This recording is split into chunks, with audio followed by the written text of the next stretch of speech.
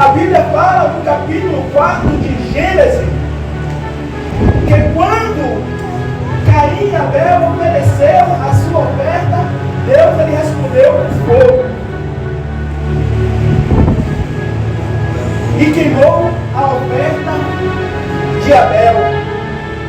Caim, vendo isso, o seu semblante desfaleceu, o seu semblante caiu, ele ficou cabisbaixo, porque Deus não aceitou a oferta dele. Porque Deus se atentou para a oferta de um e não se atentou para a oferta de outro. E assim Deus faz nessa noite, ele se atenta para a oferta de um e não para a oferta de outro. E eu não estou falando só de valor financeiro, eu não estou falando só de money, de dinheiro. Eu estou falando também da sua oferta de louvor e da sua oferta de adoração, do seu culto prestado a Deus. Porque Deus, ele se atenta à forma que você oferta a Ele. E no lugar aonde foi demarcado para o culto, era um lugar onde Deus falava e é um lugar onde Deus fala. Nós vimos que quando Deus viu Caim com seu semblante desfalecido, Deus falou com Caim: se porventura você fizesse o bem também, eu não debitaria para a sua oferta. E muitas vezes é assim, meu irmão. Nós somos invejados pelaquilo que nós entregamos a Deus. Nós somos invejados pelaquilo que nós cultuamos a Deus. Da forma que você cultua, da forma que você entrega a Deus, você é invejado. Mas todos são iguais. Todos podem dar o melhor a Deus. Todos podem prestar um culto de adoração que Deus se agrada. Porque muitos prestam o culto de que forma? Os pés, o corpo está na igreja, a cabeça está na igreja, mas a mente, o psique, a alma está lá fora do mundo. Sim ou não? Sim ou não, gente? E a adoração tem que ser o seu melhor. Porque Deus, ele procura adoradores que o adoram em espírito e em verdade. Então nós vimos que o lugar aonde se levanta o altar, o lugar aonde se demarca o lugar do culto, Deus fala, Deus responde, Deus orienta. No lugar aonde foi erguido o altar. A Bíblia ela fala para os irmãos que logo depois, passando-se a geração de Caim e Abel, nós não vimos mais relato de adoração feita a Deus. Nós vamos sair do versículo do capítulo 4 e chegando aqui sobre pegando a pesca, no capítulo 4, versículo 25, a Bíblia diz que Adão e Eva tiveram outros filhos, e o descendente de Sete nasceu Enos, e a partir de Enos começaram a invocar o nome do Senhor. Quem pegar, pegou, e quem não pegou, não pega mais. A Bíblia ela diz que a partir de Enos começaram a invocar o nome do Senhor. Não foi Enos que começou a invocar, foi a partir dele. E a partir de você, a sua casa pode começar a invocar o nome do Senhor. A partir de você, os seus amigos podem começar a invocar o nome do Senhor. Porque a partir de eles, houve um avivamento naquela geração. Você é a geração do avivamento. Você que está aqui nessa noite é o povo que Deus escolheu para avivar a igreja dele, para voltar o verdadeiro louvor e a verdadeira adoração. Que desde a descendência de Caim até a descendência de Sete, ninguém mais invocava a adoração ao Senhor. Eu não estou falando do culto, eu estou falando da adoração. De você dar o seu melhor, de você entregar o seu melhor. E logo depois de Enos, a geração humana, ela se corrompeu. Chegando próximo da geração de Noé, o mundo já estava de cabeça para baixo. O gênero humano já estava corrompido. Era a verdadeira Sodoma e Gomorra.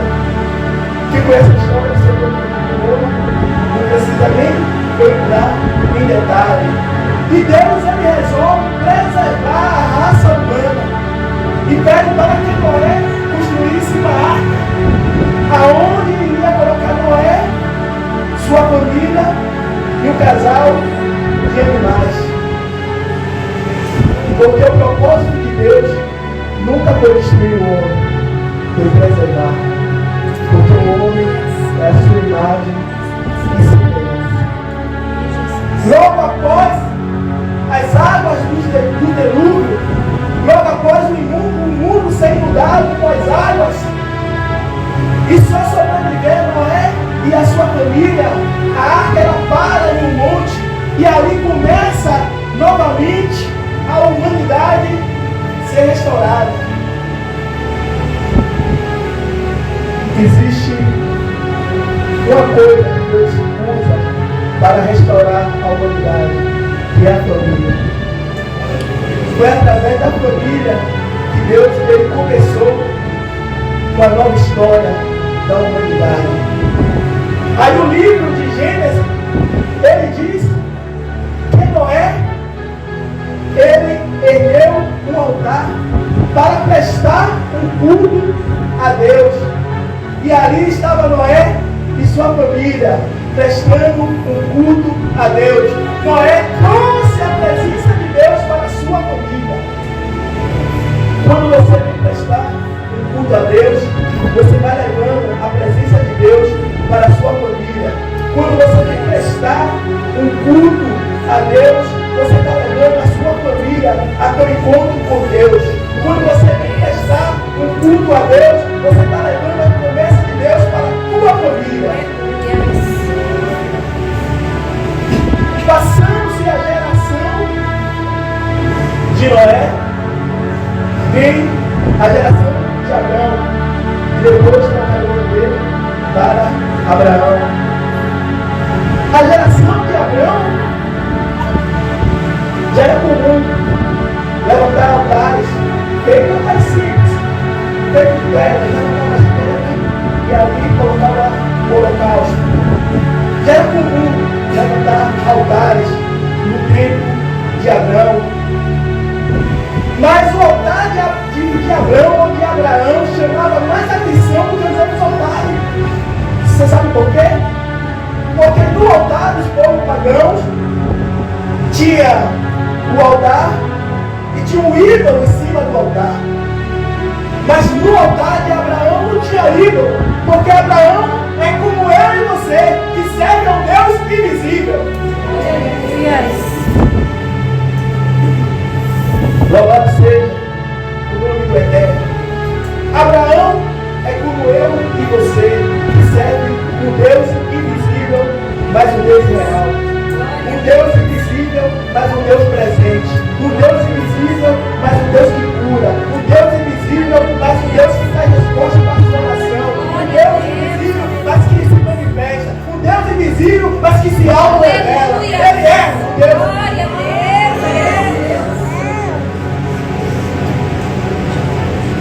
Glória a Deus.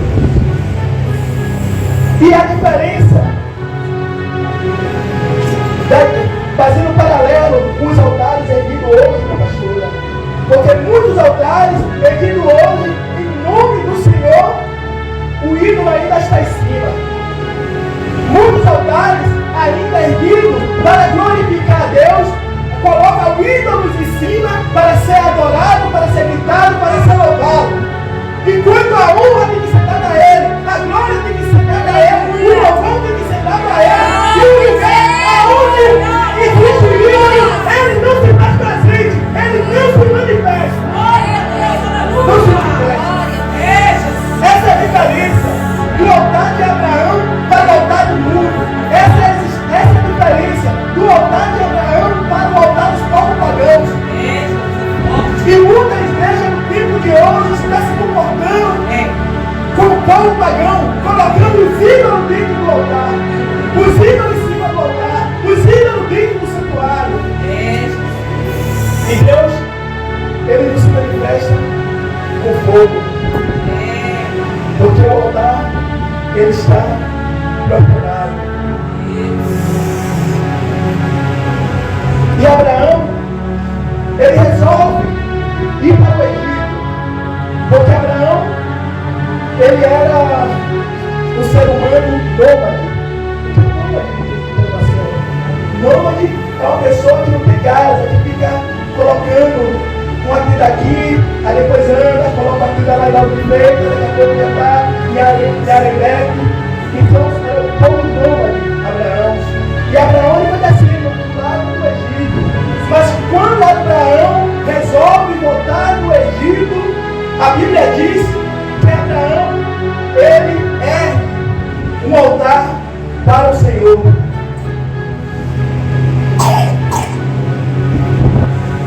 Porque Abraão sabia que no Egito era um ambiente de culto. Ele não levantou o altar no Egito. E a igreja hoje está querendo levantar o altar no Egito. Um altar no mundo. Receber a glória do príncipe do mundo. Receber a glória dos governantes do mundo. Jesus, desse jeito aí.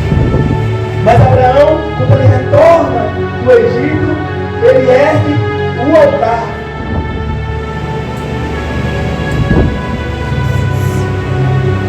Para demarcar no lugar do culto, para demarcar no lugar da adoração, para demarcar o lugar aonde Deus fala, para demarcar o lugar aonde seriam colocadas as ofertas e o holocausto.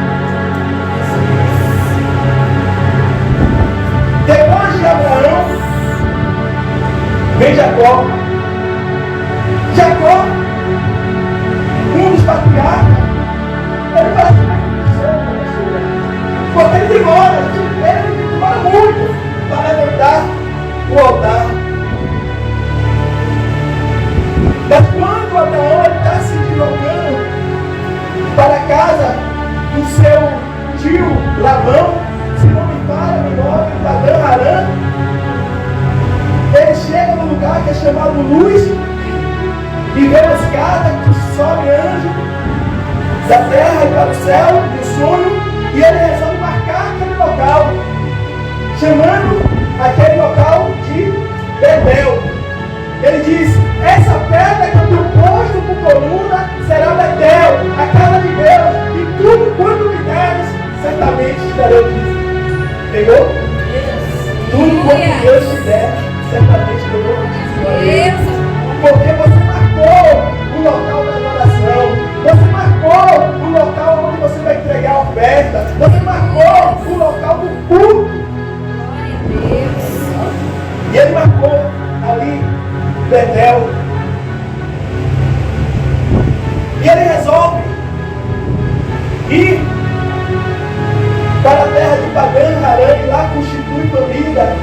E Deus chama ele de volta. E na volta, no val de Jaboque, ao invés da pastora de ele marcar o local, foi Deus que marcou ele. Quando você volta para Deus de Betel, quando você volta para a sua casa, quando você volta da onde você não tinha que ter saído, Deus te marca. Yes. Deus te marca. E quando Jacó, ele se acerca com seu irmão Esaú, e ali realmente ele recebe a bênção da primogenitura, o que ele faz? Ele levanta o altar. O altar está sendo levantado. O altar é lugar de adoração. O altar é lugar de culto. O altar é lugar de exaltar, agradecer a Ele, tem que dizer o nome dEle.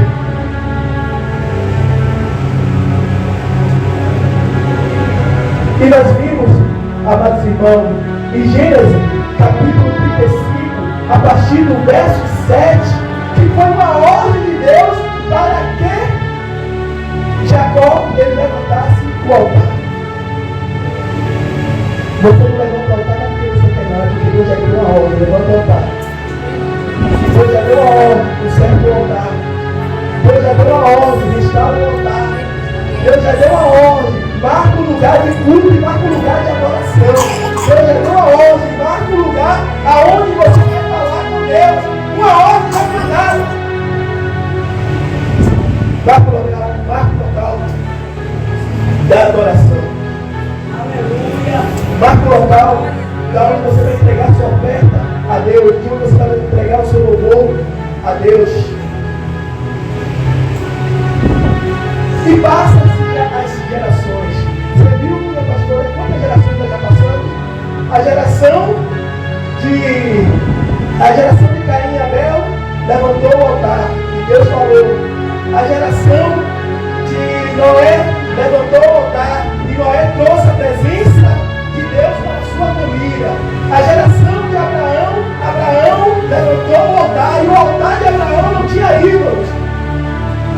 E quando Abraão volta do Egito, resolve sair do Egito, ele volta para a mesma terra e ali ergue novamente o altar. Porque naquela terra era o local da adoração. E na geração de Moisés não foi diferente. O povo ele foi libertado de um rei tirano, de um rei explorador, que a Bíblia chama de Faraó, que não é o nome, é um título. E o povo vai para o deserto, caminha. Mas qual era a vontade de Deus? Que o povo prestasse adoração no deserto.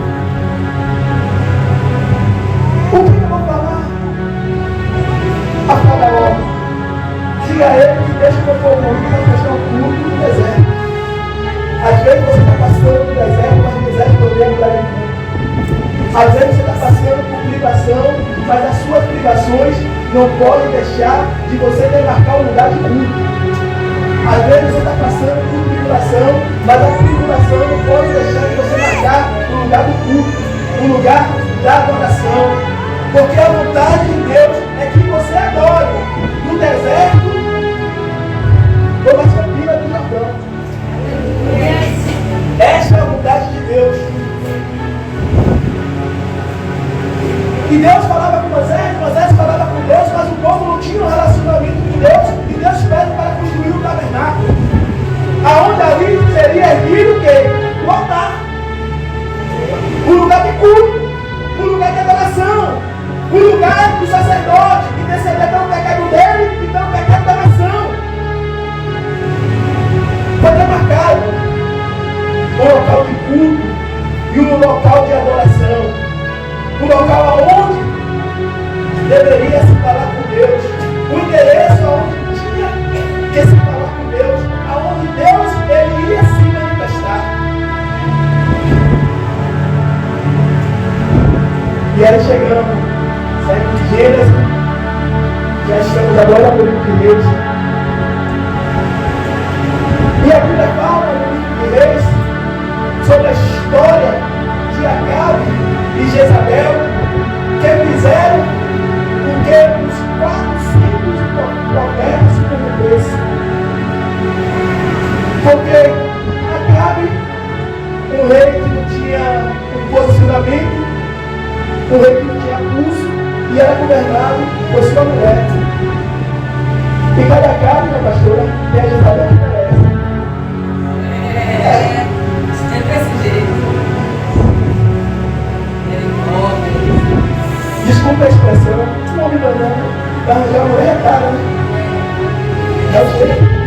Porque cada Acabe, ele tem a Jezabel que ele merece.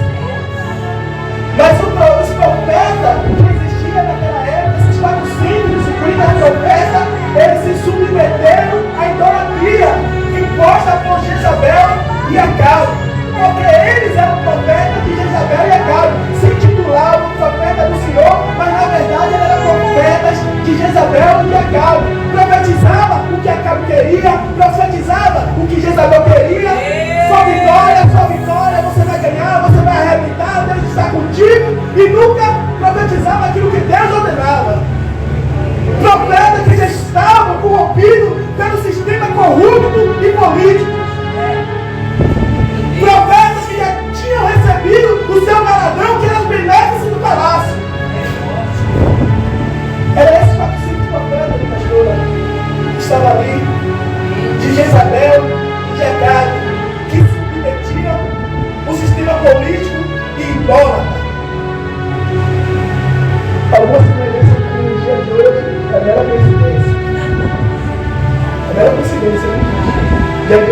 ensinando.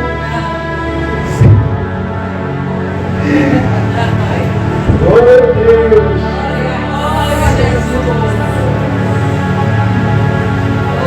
Mas quando os profetas, minha pastora, se submeteu ao sistema político, ao sistema idiota de Jezabel e de Acabe, eles perderam a autoridade.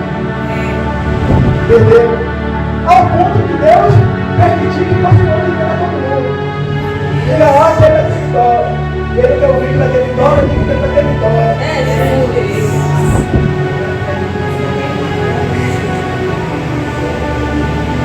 Mas ainda, amados, existe profeta verdadeiro.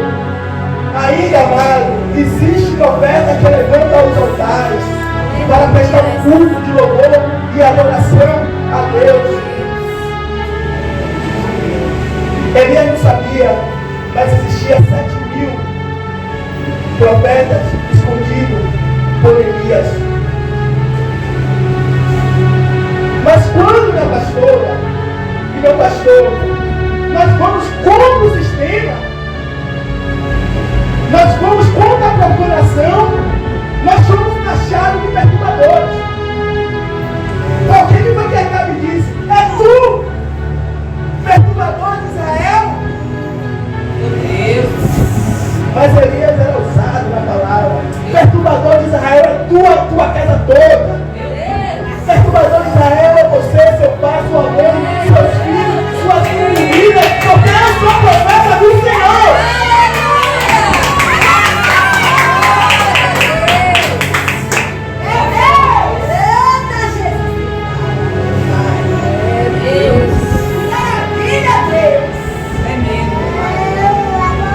E Elias chamou o povo.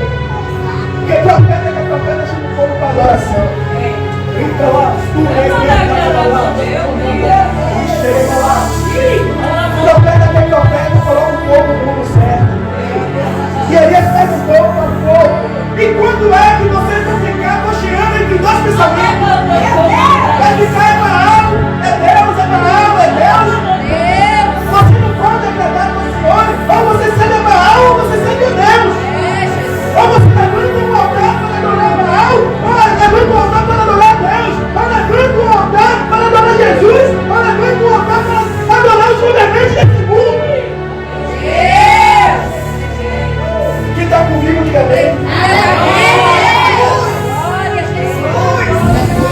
Tem como agradar os senhores.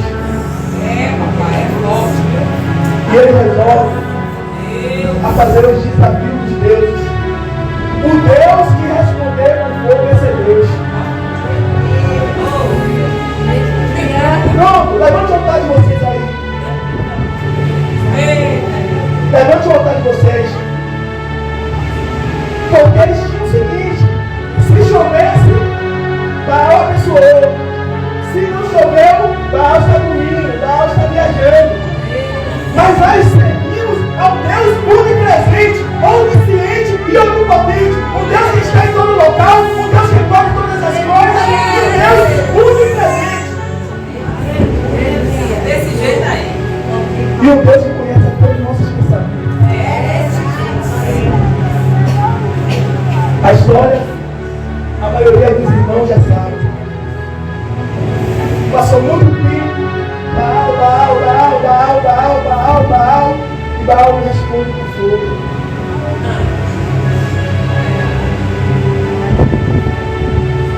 E muita gente não achou que você queria Baal.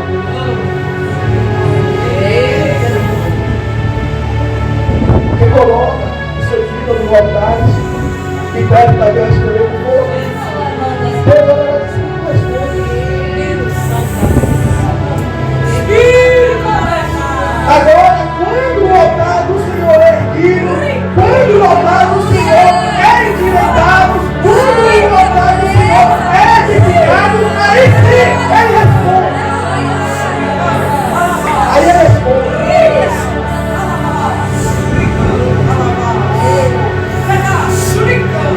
Porque tem muitos profetas por aí. Não vou falar nome por questão de ética, mas percebemos que tem muitos profetas por aí que andam manipulando o mundo. anda de dinheiro CPF, anda aí nas redes sociais, antes de pregar nas igrejas, a pessoa trabalha no jogo de gás, aí diz, esse eu vi você com a farda azul.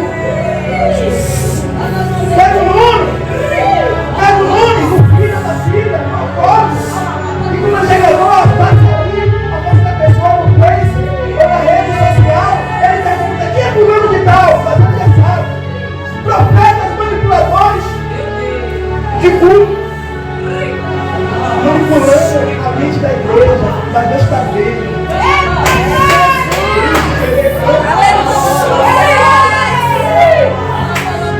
Arrependei-vos e consertai e voltar. Arrependei-vos e consertai e voltar. E quando eu tenho que estar indo embora, mas eu vou concluir essa mensagem. Porque Deus está alertando a igreja dele. Ele escolheu coisas, agora ele está trazendo instrução. E quando o profeta de Baal cansaram de prestar um culto a Baal, chegou a hora do profeta de Deus prestar a Deus. Existia vários altares ali, mas a Bíblia ela diz que Elias ele resolve consertar o altar do Senhor. Ele resolve consertar o altar de Deus. Porque tem muitos altares por aí, minha pastora, que parecem ser de Deus, mas não é de Deus. Tem muitos profetas por aí que dizem de Deus, mas são profetas de Baal. Tem muitas igrejas por aí, infelizmente, que dizem que são igrejas de Deus, mas não são de Deus. Porque pela alma se conhece o fruto. Desse jeito aí. Pela alma se conhece o fruto. Desse jeito. Existem pessoas que querem cortar que vai cortar. Ei! Misericórdia! Que corta eles. Tá desse jeito. Ele diz, eu sou a videira verdadeira e meu pai é o agricultor. Toda vara que inimigo da cruz eu corto. Meu Deus! Que corta eles. Que exemplo é ele. Que substitui é ele.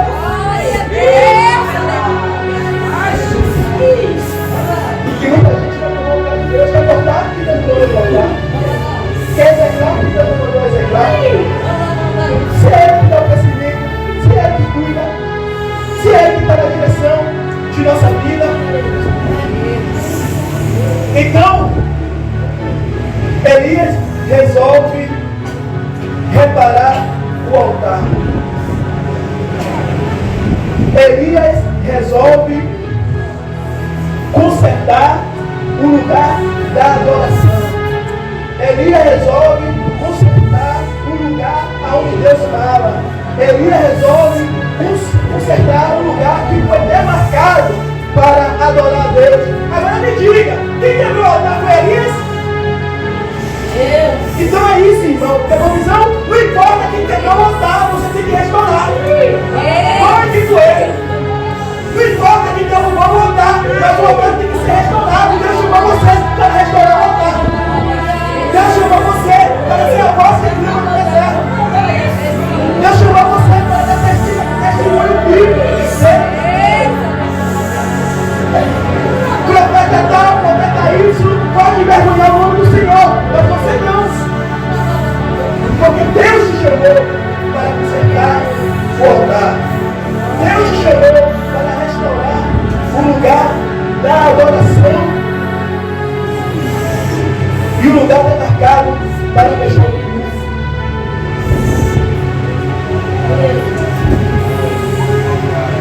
E existe altares, minha pastora, que eles têm que ser restaurados em público. Aí muitas vezes você quebra o altar em público e quer restaurar o altar em secreto.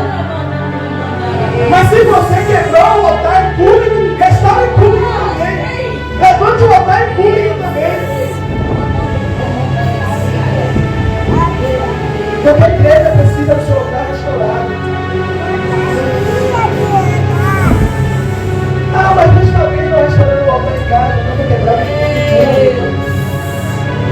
restaurado em público. Porque a igreja tem que ver o seu altar restaurado. A igreja tem que ver você voltar a cantar, você voltar a louvar, você voltar a adorar, você voltar a pregar. Você está testemunho vivo do seu altar consertado. Porque muita gente, meu pastor, humilha a gente em público e reflete com a gente no secreto.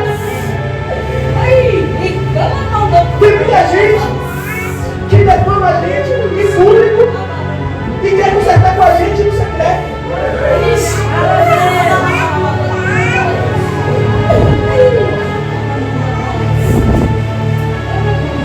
Aquilo que você fez em público está em público. Agora o que você fez em secreto, se você não quer colocar em público, resolve o secreto com ele. Mas o que é público é público. A restauração tem que ter a mesma proporção.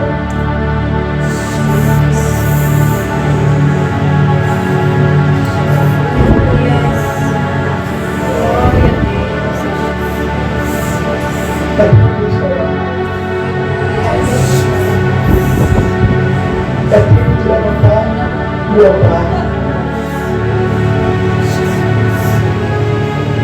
Porque Deus tem que te usar. Deus ele quer um altar na sua vida restaurada. Porque não existe ninguém tão vazio que não tenha um pouquinho de água para dar para beber. E não existe ninguém tão cheio que não precise ser restaurado. Restaura o altar. Porque Deus, ele se comove com o coração aquebrantado.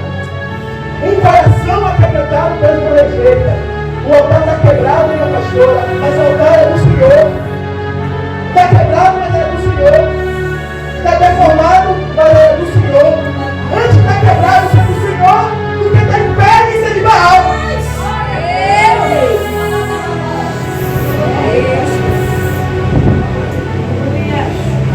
Porque tem muitos altares que estão em pé, mas é de Baal. Tem muitos altares que estão seguindo, mas é de Baal. Tem muitos altares que tem cadeira acolchoada, mas é de Baal. Deus está ali, ó, só manipulação de mundo. Mas mesmo você com o altar quebrado, restaura. Porque você está quebrado o seu altar, mas o altar é de Deus. Pois não vem no meu coração aquebrantado.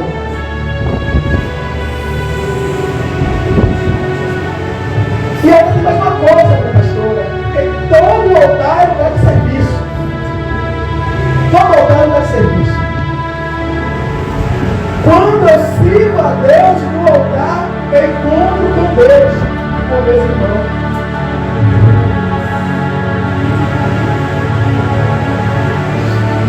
Altar é lugar de intercessão, altar é lugar de estudo bíblico, altar é lugar de jejum, altar é lugar de manutenção, é de serviço. Porque quando você ergue o altar, você tem um serviço para fazer. Quando Caim e Abel ergueu o altar, qual é o serviço dele? Colher, para colher os frutos, outro pegar uma das suas ovelhas para oferecer a Deus. E ali prestava um culto de louvor e adoração a Deus. E Deus respondia no fogo.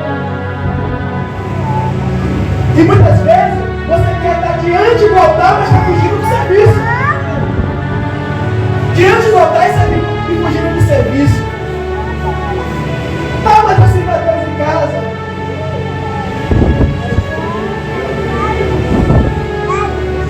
Altar é lugar de serviço.